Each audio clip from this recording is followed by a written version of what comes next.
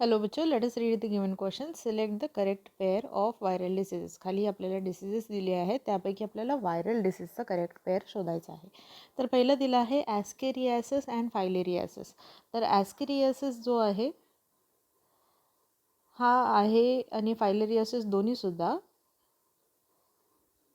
हे वर्मने इन्फेस्टेशन होणारे किंवा वर्ममुळे होणारे डिसीजेस आहेत. ठीक आहे, तर आपण हे दोन्हीसुद्धा बघू शकतो की जसं की ॲस्केरियासिस इज कॉज्ड बिकॉज ऑफ ॲस्केरीज आणि फायलेरियासिस कॉज्ड बाय वुचेरिया बँक्रॉफ्टी.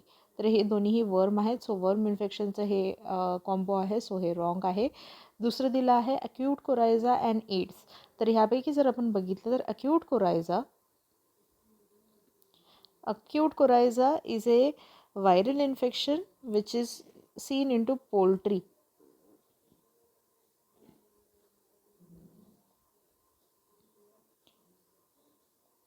आणि दुसरं दिलं जे आहे त्याच्यामध्ये दिलं आहे HIV.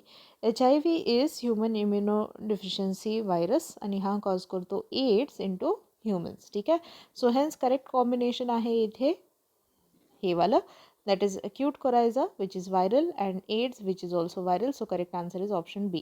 तरी आपण बाकीचे ऑप्शन बघूया. मग दिला आहे टायफॉइड आणि अमिबायसिस. टायफॉइड जो आहे it is caused by a bacteria called as S typhi, salmonella typhi, आणि हा बॅक्टेरियल झाला.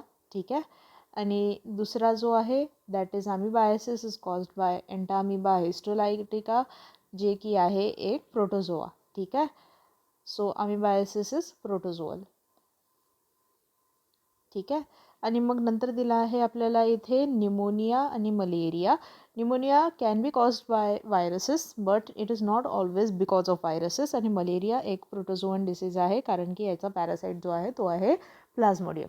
सो हा सुद्धा ऑप्शन रॉंग आहे. सो करेक्ट आन्सर कोण आहे? Answer correct is option B. All the best. Keep learning with PW.